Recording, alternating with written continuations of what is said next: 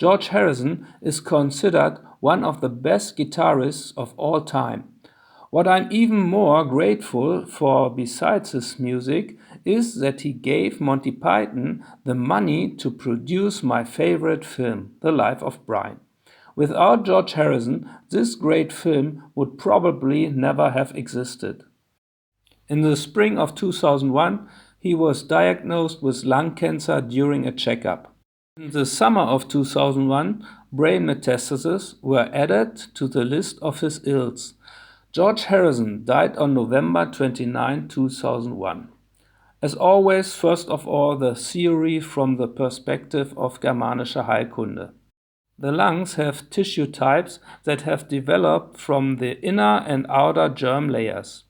The lungs therefore have two different conflict contents with two different significant biological special programs, or SBS for short.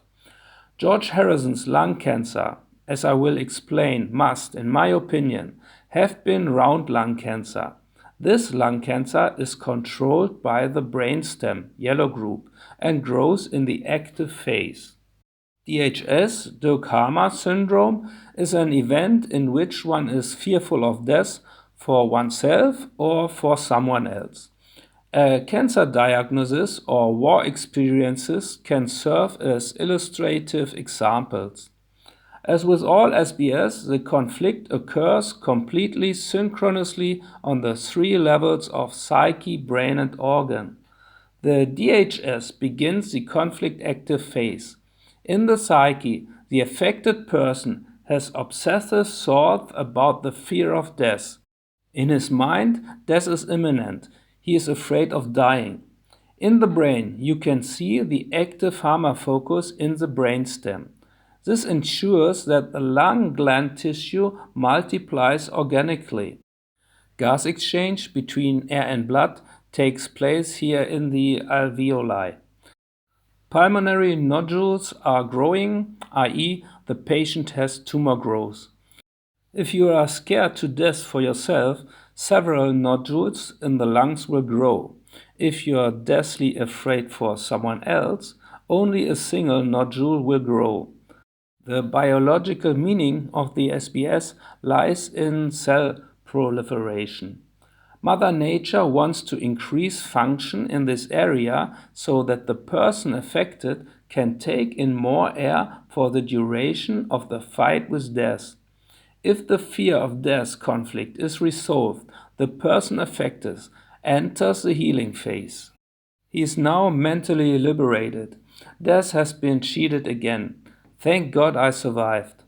In the brain, Harmer focus is repaired by fluid retention and glia.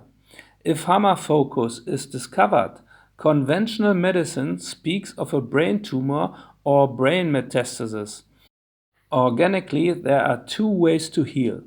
Unbiological healing takes place without microbes.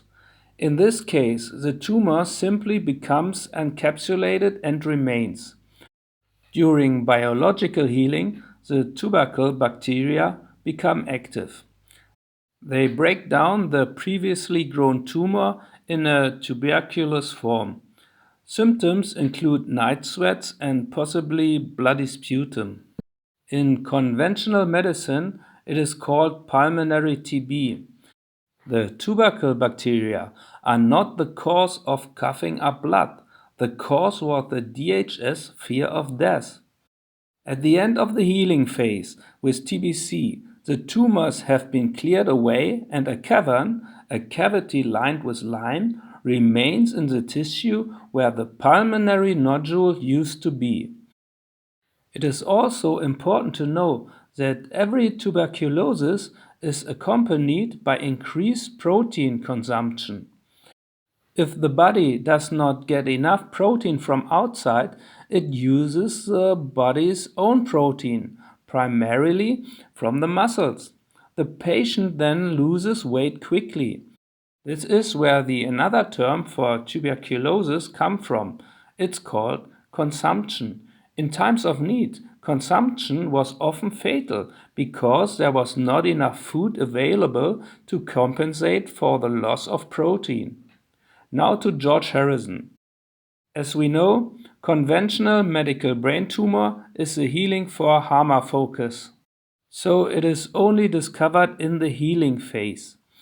George Harrison, as a celebrity, will certainly have been examined from top to bottom after his lung cancer was found, and a brain tumor would definitely have been discovered.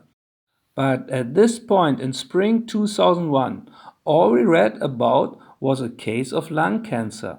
The brain metastases were only found in the summer. So George Harrison must have been in the conflict-active phase of pulmonary SBS at the time of his lung cancer diagnosis. But after which lung SBS should we look for? In the lungs, as already mentioned, there are two possibilities. On the one hand, there is the fear of death, which manifests itself as tumor growth in the active phase, and/or the fear of territory, which manifests itself as bronchial carcinoma in the healing phase. The latter option falls flat for Harrison, as in my opinion he could only have been in the active phase due to the lack of a brain tumor. In order to solve the mystery of George Harrison's lung cancer, I looked for a death scare DHS in George Harrison's life before the spring of 2001. In the Berliner Kurier from July 11, 2001, you can read what Harrison said after his lung operation.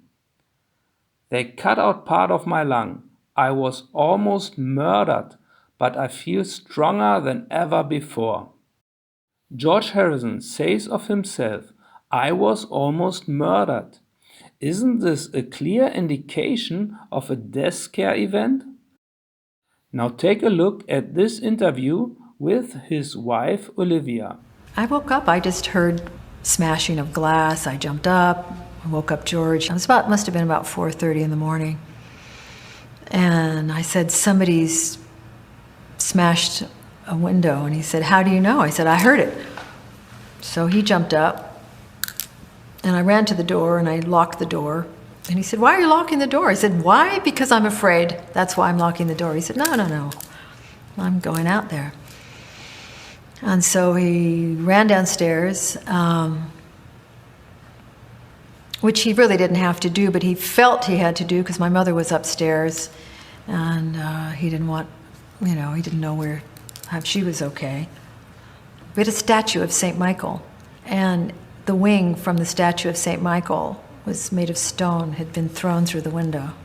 And George was on one side and I was on the other, and we looked down and this maniac just ran in like a Beelzebub with a stick from St. Michael in one hand. He slays the dragon with his spear. He had that in one hand, and I didn't see what he had in the other. But anyway, George started chanting really loud at him, and this guy was saying, "Get down here, get down here. What do you want?" He said, "You know what I want." It was just horrible. It was just like this voice from the bowels of hell, and then he just tore up the stairs. He was in a florid psychotic state, and he was tall and young. And they'd come closer to where the room was, and this man was on top of George, trying to kill him, just laying on him in just, I think, the worst way, to have some, physical contact with some horrible person. Anyway, I just ran back in the room, and I don't know, something just took over, and I grabbed a poker. My dad was a big baseball fan, and he used to always say, "Follow through." That's all I could think of was, don't throw like a girl. Follow through. I mean, it got worse. It just got worse, because I hit the guy several times. I could see the blood spreading down his blonde hair, and then he got up. He got up and he chased me and had me around the neck, and then George got up and jumped on his back And poor George, he said, God, just when he got off of me, I was thinking, oh, good. Then I had to get up and fight him again. And he'd already been stabbed. But we all fell into a big pile, and I managed to get out from underneath, and George pinned him down. And George said to me, I've got the knife. And I thought, what knife? I didn't know. I thought he was just kidding. I thought he was just trying to fake the guy out, saying, I've got the knife. It's like, I hadn't seen that. Afterwards, we were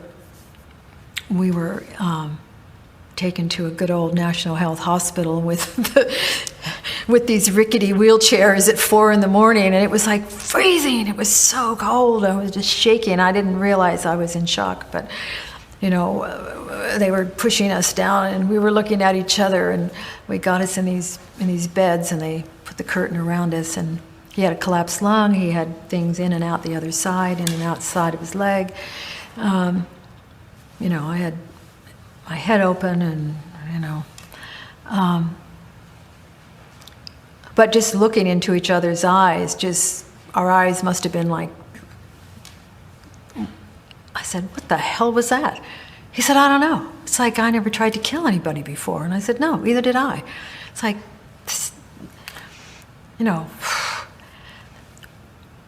but what, obviously we talked about it a lot. And the next day, George said,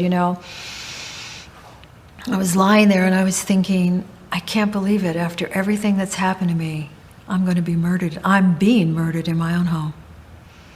And since I'm being murdered and I'm going to die, I better start letting go of this life. And I better start doing what I've been practicing to do my whole life so that I can leave my body the way I want to. I was so defiant and so determined.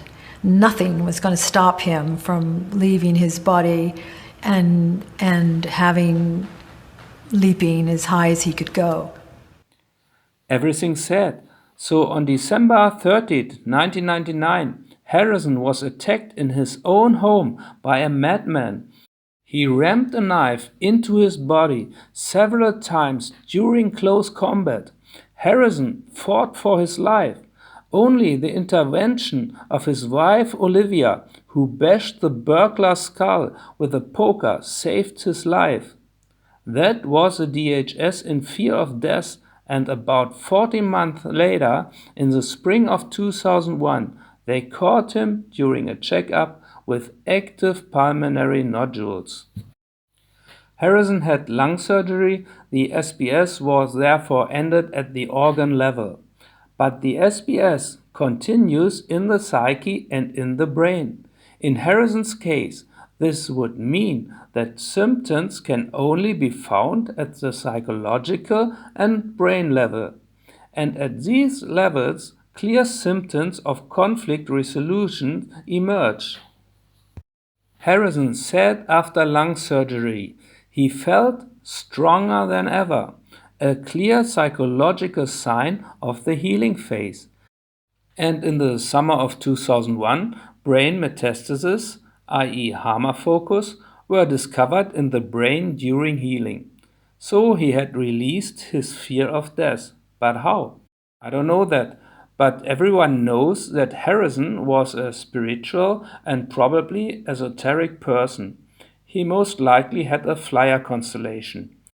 Maybe what happened in his life, world star, knife attack, cancer diagnosis, lung operation, gave him a different perspective on his life.